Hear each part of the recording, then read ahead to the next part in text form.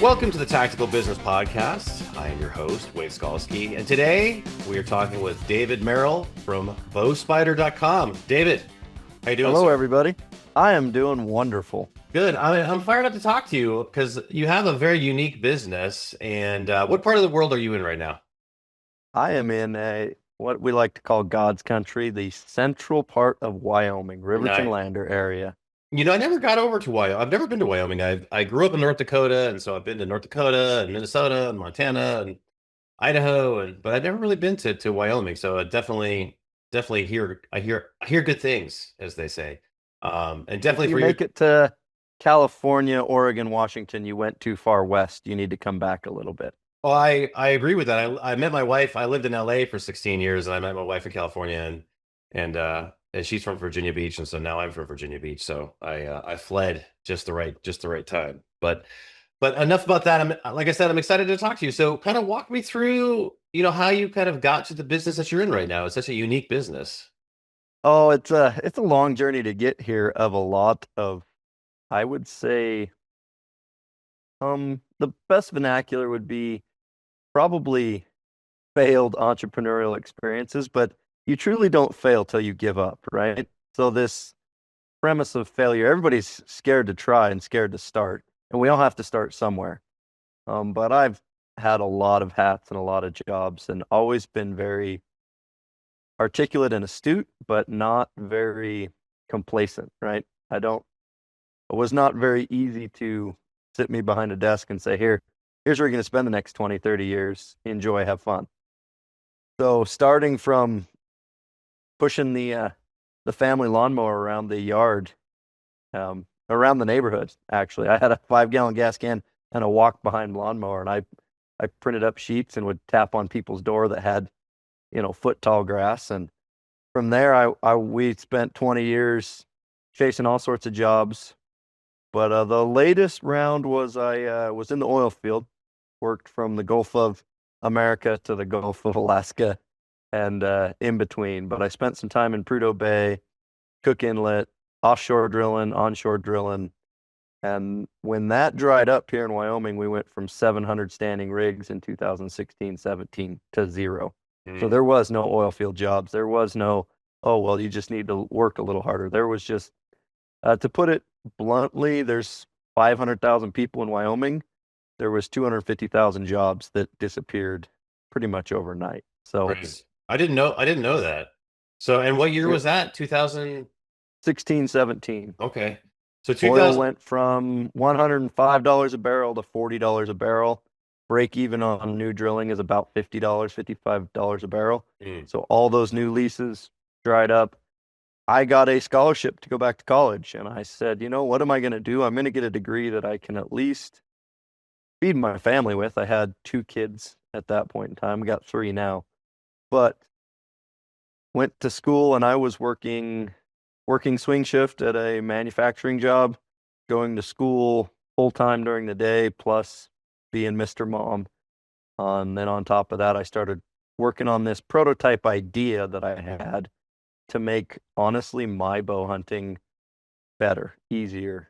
And I had the crux crucible moment was I missed the opportunity of a lifetime hiking in a trail in the wilderness. My bow was strapped to my backpack. Why? Because I was tired of carrying the dang thing. And from there, we just started 3D printing, prototyping, working with a couple CAD students at college. I'd have them draft and draw. I still have not learned CAD very well. I can open it, manipulate something, but I'm not.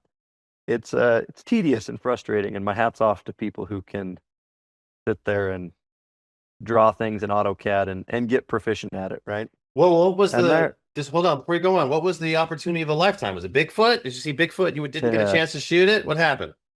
404-inch bull elk that was standing just off the creek, just in the middle of the pack trail, middle of the day. Shouldn't have been there, but I had the opportunity, sort of. My bow was still strapped to my backpack, so I just got to, I guess, witness this experience with this majestic creature at a killable distance. And that is my one passion since I was a young kid. I grew up in the concrete jungle on asphalt riding BMX bikes and graduated to dirt bikes. And I always wanted to be a cowboy out west, right? And now we own 5 horses, and I get to go do as much hunting horseback as I want because, well, it's an hour from my door. It's load the horses up and go. Now, that transition going from the Pacific Northwest to Alaska to Wyoming, I went as remote as I could, figured out that Alaska just wasn't cracked up to what I had envisioned it to be. You could live in Alaska for 5 lifetimes and not explore and see all Alaska has to offer. But in a nutshell, you fight winter for 9 months, and then you fight tourists for 3 months, and then you're back to fighting winter. And you spend all 3 months preparing to fight 9 months of winter. So not that it's a whole lot better here in Freeze or Mont County, but I do enjoy where we live. So back to the story. Yeah, I'd had this moment, had this bull elk, and it really wasn't losing that bull elk that was the crucible. It was the next morning, getting out of my sleeping bag, not wanting to get up at 4:30 in the morning because I just still struggle with anything pre 5:30. I'm okay at 5:30. Let's go. But you start saying we're getting up at 4:30, 4:15 because we're going to put our backpacks on and hike up to chase some elk in a different spot. And I had just had the epiphany that, well, if I'd not been carrying my bow or not had my bow strapped on my backpack yesterday, I could be sleeping in and we could be hauling meat today. So I made myself a promise. I was like, okay, well, I'll strap this bow on this backpack right until daylight. When the headlight comes off of my head, I'll take the bow off the backpack. I'll carry it the rest of the day. I made it about a third of the way into the day before I said, I'm hot, I'm sweaty, I'm tired, I'm strapping this bow back to this backpack. And then I'm like, well, this is the same problem we had yesterday. We got to fix this. So therein lies the beginning. And now we're to today where we're internationally product shipped, sourced here locally domestic. And it's been quite the journey, quite the wild ride for sure.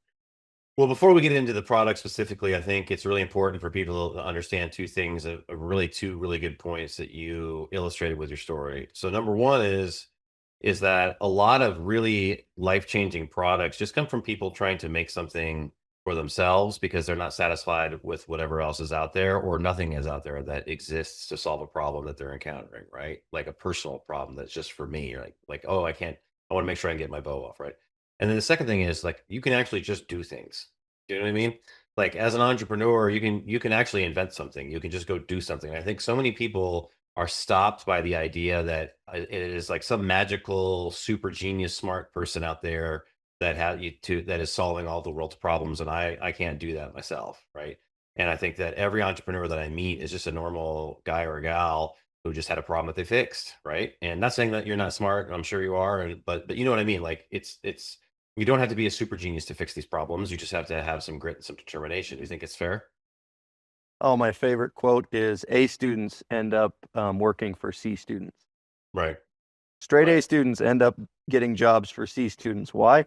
The C student looks at the world and says, I think I can make this better. I'm tired of doing it status quo. And they've got the tenacity and the grit. And, to ride that C line through high school, you can shake your fingers, point your finger, whatever. I'm not telling you kids out there go start getting C's, but as a C student, for sure, barely passing high school, I got a 4.0 going through college, my second go around in my early 30s. The difference was motivation. So the intellect is there to pass these so-called systems tests, right? But as a young man, I was not in high school. I was not motivated. I was not enthralled. I was riding dirt bikes and escaping into the woods and building forts and doing whatever I could to just be outdoors. Yeah. That's where I found some sort of solace and some sort of center of being, as so to speak, right? I didn't perform well in the classroom. Performed very well in auto shop. In fact, really still this day One of my first jobs was working sales and marketing and assembly in a dirt bike shop. And I still today love the KTM dirt bikes, love to, go through and pick apart why this model's different than that model and what they've changed and how the features and what materials they're now using versus what they were using and why they made the change to that material or that whatever feature it was. So just because what I want to tell people out there, just because you don't test well and you can't retain information well, you can't quit learning, right? So not everybody needs to be rocket scientists. We need farmers and welders and plumbers, and we need guys that will go build a product, market it, and sell it. And it's really, to your point, you said, well, people sit back and, oh, it takes a smart person to do that. The hardest part of the whole entrepreneurship journey, at least in a product, is identifying the problem, right? And in that, once you've identified, hey, this is a problem, I don't want to do this anymore, then you can start working on a solution. And Edison is famous for saying he didn't fail 10,000 times. He found 10,000 ways not to make a light bulb. Yeah, exactly. And there's different types of intelligence too, right? So it's not. I think the really good point that you're making is that people, they have to be able to not be afraid to try to solve problems. Like I think people shut themselves. It very easily you could have been, oh well, next time I'm just gonna go to the gym or work so I can carry my bow a little longer for the rest of it, whatever. I don't know, like it, right? Instead of like building this product, or you could have said, well, I can't invent anything. I didn't go to school to be an inventor, right? So I have a great story. Yeah. I came up with an idea for a product 30 years ago. We won't talk about it. We won't talk about what it is specifically, but we'll just say I found a problem and I thought about a solution and I took it to another human being. And they said, oh, that's interesting. And then they did a little digging, like, oh, well, part of that's already patented. You shouldn't look into that or you shouldn't do that, right? You can't get the patent on it, so you don't waste your time. Right. Fast forward 2-3 decades, I open a magazine and somebody has developed and is marketing that specific niche product that I had come up with. Right. So that right there was kind of like the light bulb moment for sure of, I had that idea. I should have gone with it. Yeah. One of them I'll deliberate or divulge is in my first round of college, which was right out of high school, and I still wasn't very motivated. I think I was chasing girls and riding dirt bikes, but fictitiously, and this is going to date me, but this was in the early 2000s. In my business marketing class, we had to come up with a business plan, and we came up with the idea of doing a just-in-time shirt delivery, shirt printing service. Right? You upload your logo, you upload your file. We would then proceed to direct print your shirt and mail it to you. How many people are doing that now? I mean, there's multi-million-dollar businesses surrounding swag branded logos that do that, right? And so back then I didn't have the ambition or the drive to really chase or the passion to make t-shirts, right? But it was a great exercise to identify a need in the marketplace. And so here is one important thing that I would like to tell everybody is you can have a superior product with inferior marketing and still fail in business. Mm-hmm. You can have an inferior product with superior marketing and succeed. Why? You see it all the time. People come out with version 2.0. I mean, iPhone's on version 16. What was wrong with version 1? Right. Right? Well, they took it to market.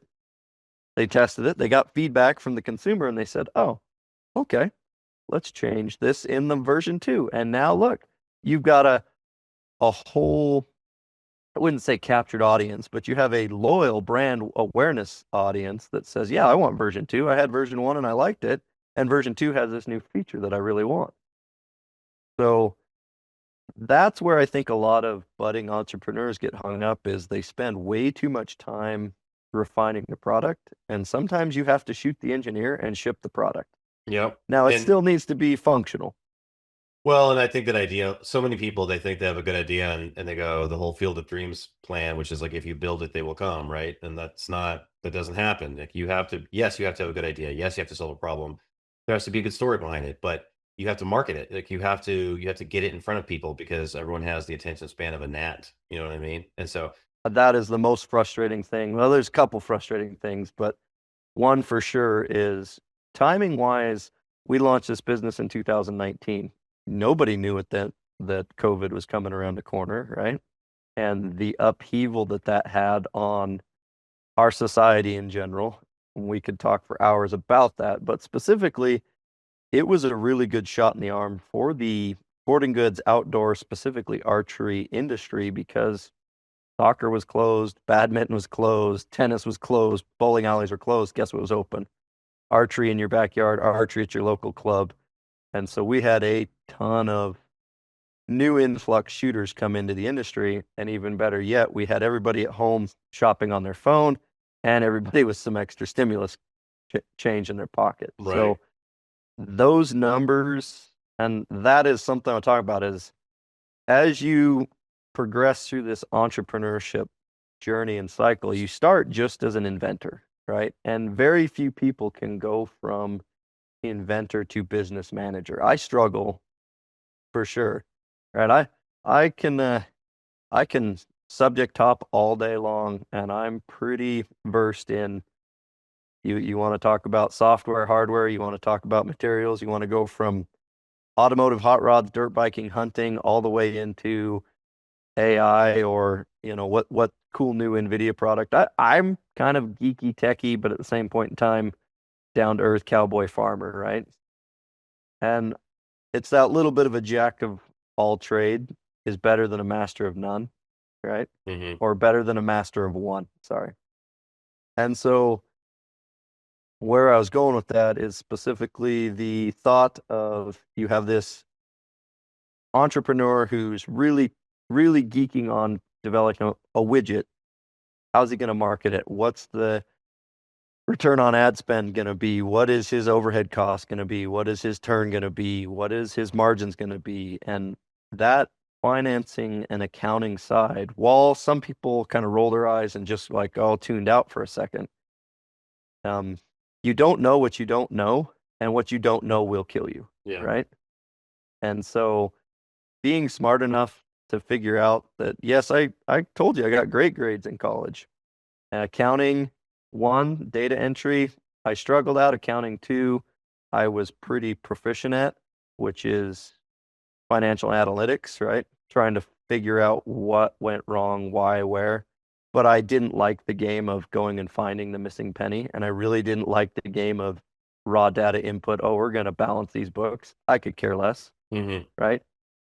But I can very quickly articulate ratios and numbers and mathematics and go, oh, okay, well, that's, simply put, in any industry, you want about a third and a third and a third.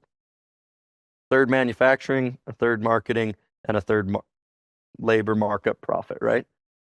So I don't care if you're building houses. I don't care if you're farming moo cows. If you get too far out of those ratios, there's not enough profit at the end of the day to where somebody can make money. And that is really important. Is I've seen a lot of entrepreneurs who just want to, I don't want to say save the planet, change the world, but they want to market their product to solve their problem. And they don't worry too much about making money doing it. There's a famous guy on Shark Tank who has a tree saver, and the shark was like, well, instead of selling these free frost savers for $5.99, let's sell them for $9.99. He's like, well, I'm selling them to farmers. He's like, yeah, but your margins are so slim, there's not enough room for a middleman like a Lowe's or a Home Depot. And so building your cost structure out and kind of having an exit strategy for your business, right? Because everybody's focused on the beginning of the race. But if you knew that you wanted to exit your business by handing it over to your kid, or you wanted to sell it to a big corporation, or there's 100 ways you could exit your business, right?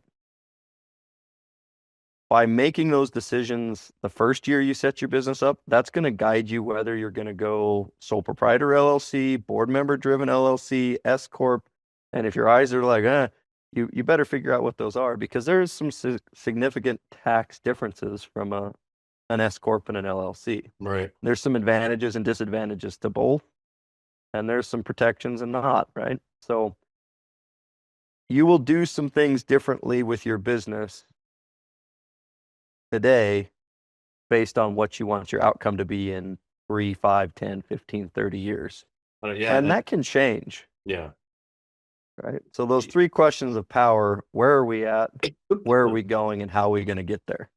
Yeah, and I think That, go go ahead. ahead. Sorry. No, go ahead. That is really helpful in anything you do, right? I mean, we do some marketing and some trade shows. I think I do 30 trade shows around the nation. And where are we at? We're in Wyoming. Where do we want to go? We want to go to this trade show. How are we going to get there? Well, let's look at the time of year. Let's look at what we're taking. You know, sometimes we drive, sometimes we fly, and never take a train. I take a plane or a truck, right? Why?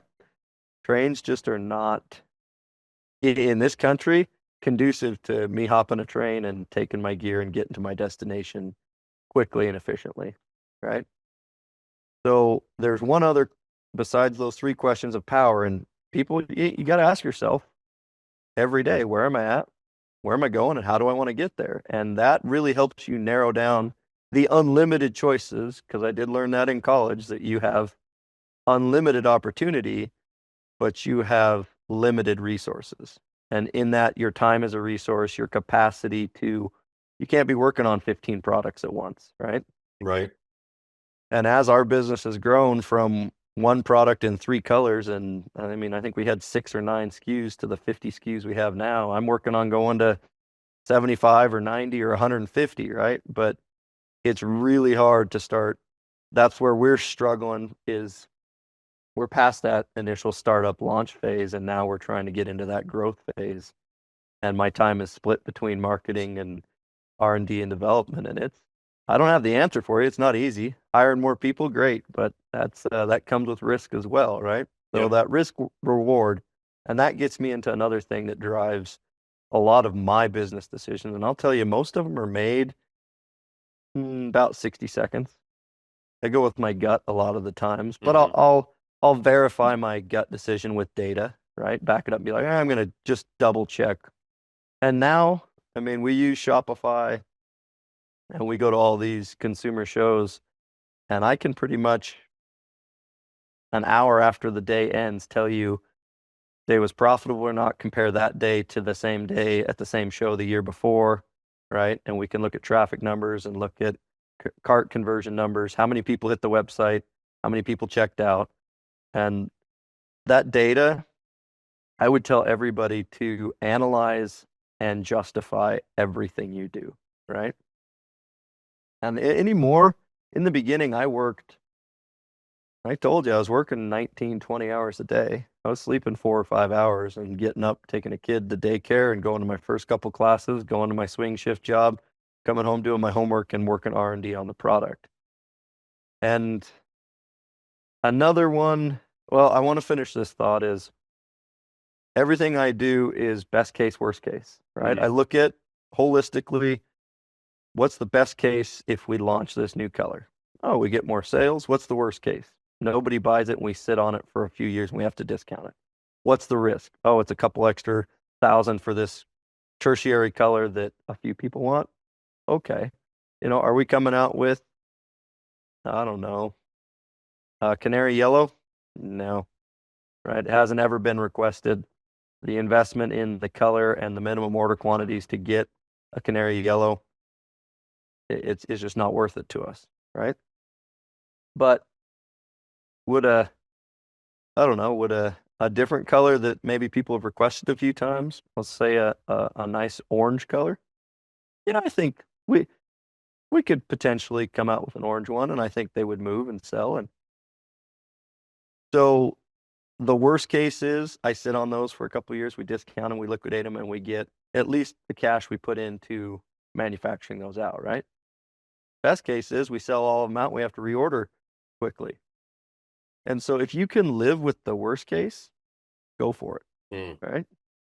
That's a That's really good, yeah, that's a really good sort of heuristic to think about. You did two things there. One, you had sort of like this macro idea of, how to start and where do you want to end, but then now you have like that micro idea of like actually the tactical, like this decision, best case, worst case. Let's bring it back around and talk a little bit about the product itself, because actually we haven't described to people what it is, right? So we know it involves, just from thinking about it, we know it involves bows. We know it involves probably storing a bow on your body or your pack. So walk us through like what it is that like, is your core product, and then once you kind of do that, just a little bit through the process of how you got through the manufacturing difficulties, and maybe just kind of like, because some people are going to want to manufacture an actual tangible product, right? So, like, what are maybe one or two things to really watch out for when you're going to do that? So Bow Spider is a universal bow packing and storage system. Any bow, any pack, any place, anytime, anywhere. And now with our new posts, we can say anything. We've come up with a cup spider, a bugle tube spider, and we're working on a camera spider and a couple others. So we have a post and a receiver, the two-part system. The post mounts to your item and the receiver mounts typically to you or the wall or the vehicle, right? So the post is mobile and the receivers are more stationary, whether it's on you or we have videos of all this, but I've mounted one to the back of a headrest on a truck, to a wall in a camper, to a wall in a house, to the back of a backpack, to the hip belt of a backpack. You can wear it on your belt. So simply put, the receivers mount securely or soft strap to wall, truck, tree, hip, headrest. And it allows you to take your bow from your house, to hang it in your truck, take it off your truck, hang it on your backpack, hunt, whether you're horseback, dirt bike, e-bike, mountain bike, four-wheeler, ride that piece of equipment into the field, then put the bow on you, and then transport the bow to the final stock. And always have it at the ready, but never have to carry it. That was our core product. That's what we spent so much time on.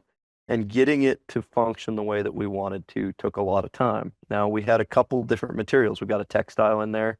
We've got a soft strap, and we've got some screws so we can hard strap or screw it to a wall, right? Hard mount or soft mount. And so you can do horizontal or vertical items that you can mount the receiver to, and then the post has just a nut, and it threads on the front of the bow. So the cool part is we have a integral gravity lock, so no moving parts other than the bow. The bow tipping back towards the product defeats our gravity lock. There's some inherent risks there, right? Gravity doesn't always work when you're doing jumping jacks. But any mechanical device can and will fail. I learned that in hunter safety number 1, right? And so as we were looking at this product, I knew that I didn't want a mechanical locking feature, because who knows when, but somebody else might be standing with a trophy of a lifetime in front of them. Say they waited 35 years to draw a sheep tag, and they're transporting their bow with this system, and the lock has some sort of mechanical failure, and now they can't deploy their weapon. They're not going to like the product, and the product success isn't going to be very well adapted. So that kind of leads me back to those 3 questions. Where are we at? Where are we going? How are we going to get there? Well, I don't want a mechanical lock. Now, if we're going into the optics camera, yeah, I would go with mechanical lock, because if it fails, it's not so much a safety feature, right? You can sit there and fumble for a couple more seconds to get the mechanical lock out of the way and get your camera out. But the advantage of a mechanical lock is it is 100% retention. Our system, because it's a gravity lock, is about 93% retention. You try and do a cartwheel, you're going to defeat the gravity lock because you've turned the item upside down. Does that make sense? Yeah, perfectly. Yeah, makes perfect sense. So the second part of your question was how to manufacture and what are some of the pitfalls? Was But that correct? before you get to that though, so like so if I have the bow mounted to the receiver and the pillar or whatever, like how do you just pull it off? Like how do you take it off? Like how do you take it from the pack? Let's say, what is the mechanism to doing that, right? So we got a vertical slot. As the Mm-hmm. item falls in, it leans away, going to a negative camber. Mm-hmm. You just have to pull the item back to a positive camber and lift up. Oh, I see. but Oh, okay. Well, yeah. gravity's So going to hold it in a it's negative like camber. almost like old school Robin Hood. You just pull back and grab that thing and just pull it over. Exactly. Okay, I get it now. I But dig it. you can do jumping jacks. I've ridden horses and dirt bikes and e-bikes as long as you don't overcome gravity, Right. right? Right. So if you go to sit down against the log and the bottom limb hits that log, that's the same thing as you lifting and pulling. It's going to Hmm. pop it out. Right. Yeah, but I mean, So, there's no perfect system, and those are trade-offs for the ease of accessibility for 95% of the rest of the time, right? And that's the thing is yep. like if and I think that's what's so important is that you have just you explaining it and not being afraid of there are times it's not going to work the way that you want it to. Just watch out for those times, right? Well, that's we can't be afraid of those things. You have to embrace those things and tell people because people are going to be like, well, yeah, I'm not going to do any cartwheels, when I'm doing this, right? And I'm probably and I know just like if you have a gun holster, right? Like there are certain ways you have to sit in your car that you have to readjust the gun holster or it doesn't, you know what I'm saying? So it's the same thing. It's like there's no perfect solution. And so I think it's great that you just embrace that.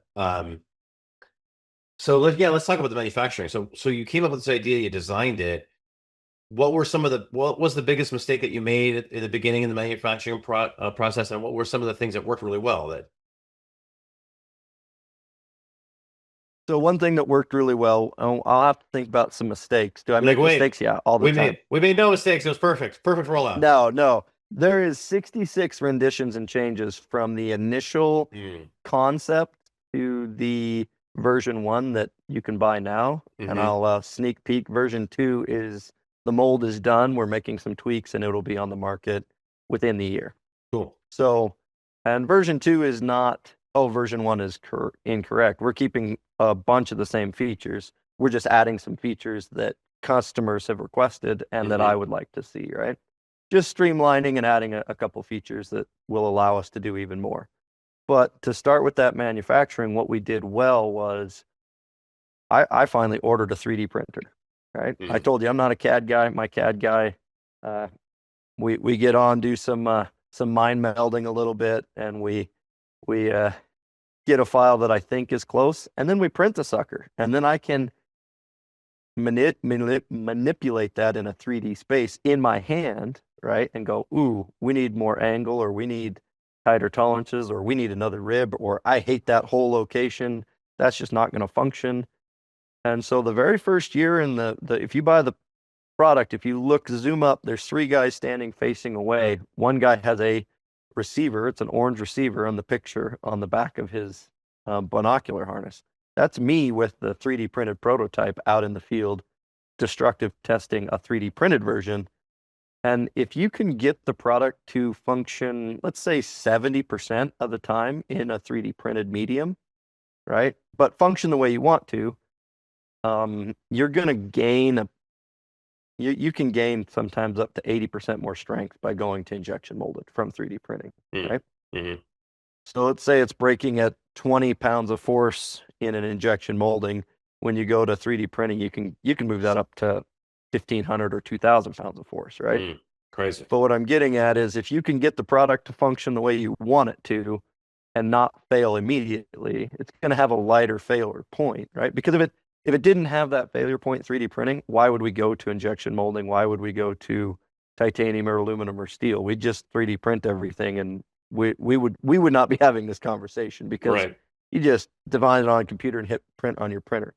But where I'm going with this is the printer allowed us to make, I think before we went to the molder, we had 32 versions, and then the molder made another 20 some. Like I said, we had 66 minor and major changes to the initial product. And we always knew that we were going to quantify the aluminum piece on the plastic piece out of the mold, right? And so you can specify that I want 2-inch cup holder, and you can put it in a mold.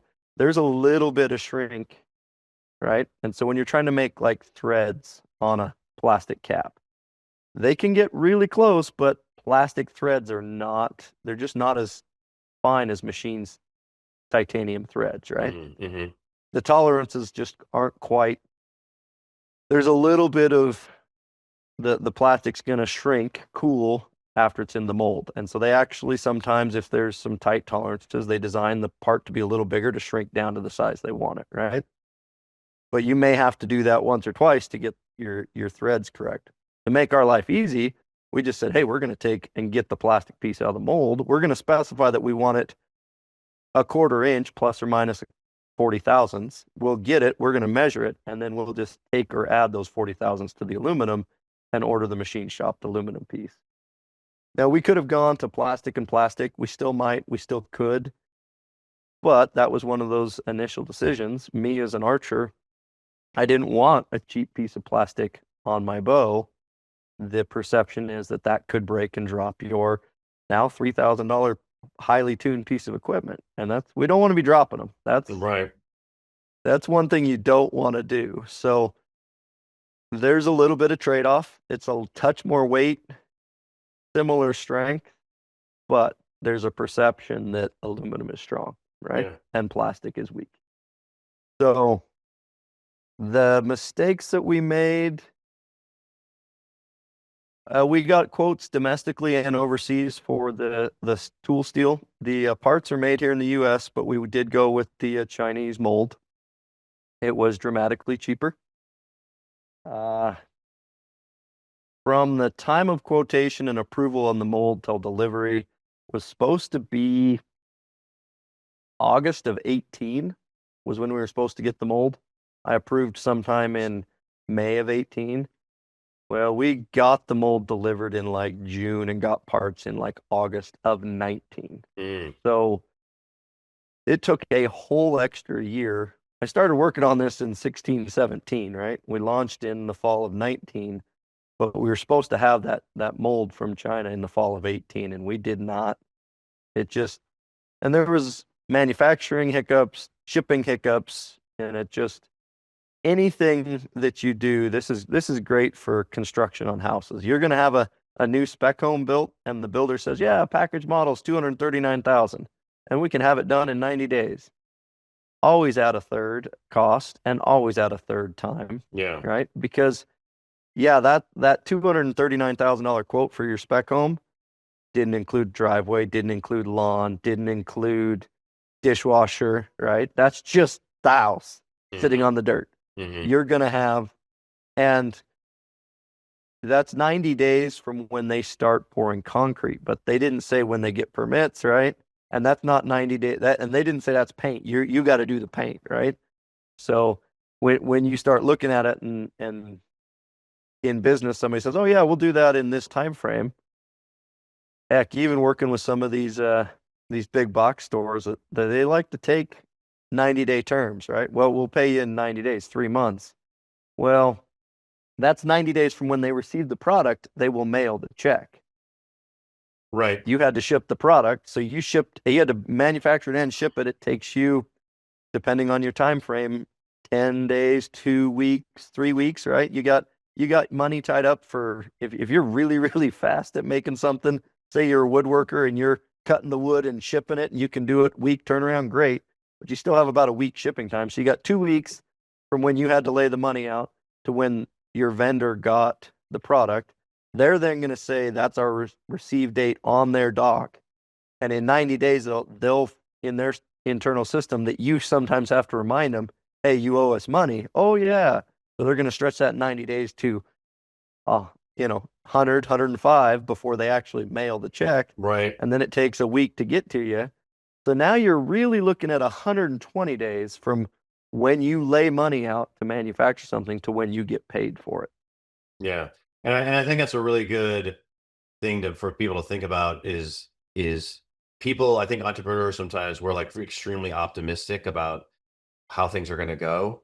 And it's not to say that, that's why we can be entrepreneurs, because you have to be a little crazy to be like, I'm going to invent something and then I'm going to sell it to people, right? Like you have to be kind of overly optimistic to do that. But at the same time too, is that you have to make sure that, hey, like the world isn't as optimistic as I am. And almost always there's going to be a lag or a delay. And I think that's really important to make sure you have to survive in business long enough to be able to be in business. I think these are all really, really good points. And I think the main thing, and maybe get some closing thoughts from you is, what is your best piece of advice with regards to, and I think you're talking a little bit about it, about the two different hats that you have to wear in your business, right? So you need two different views to kind of do that. And then once we kind of do that real quick, then we'll kind of, we're on the runway home on our time. So we'll make sure people can find you and how to contact you and go from there. Perfect. So to kind of conclude, one final thought is you got to have these two hats or these two people, and one person can try and fulfill it, but as it grows, it's going to become two distinct jobs. You need a data-driven, analytical, task time management style person, and that person is very rarely good at marketing, sales, and idea creation. So, you need one person that can be the face of the company, the sales of the company, optimistic and dreamer, and you need a realistic, data number cruncher. Now, having said that, I'm not good at either, but I do both. But I've hired a few people, an accountant, a bookkeeper, sales rep. Nope, I do the sales rep, right? I like to be out there in front of the customer talking with people. But I've held on to R&D, develop. I like doing some of the graphics, logo, and I like to express my artistic creativity, right? But I hate to sit down and have a budget meeting, but I do and can have the numbers, but I have somebody else prepare the numbers for me. So finding those things that you're weak in or that you don't like to do, hire those. Yep. And then maintain, because the most important thing is if you can't, in your downtime, kind of get rejuvenated and recouped, you're going to get burnout. That's just going to happen. Burnout happens. And so being able to buy some of your time back and have some of those tasks delegated to where you can focus on what's important. Well, that's great. That's great. Well, listen, I really enjoyed talking to you today. How do people find you? And give us the website. Instagram, Facebook, YouTube, and website. It's all Bowspider. Info@Bowspider is the email. The website is bowspider.com. The socials are Bowspider, and YouTube is Bowspider, where we have 5 hunting films and 20 other product videos. So amazing. Made here in the USA, and we ship daily. Amazing. Well, I really enjoyed talking to you today, and I'd love to have you on the show again.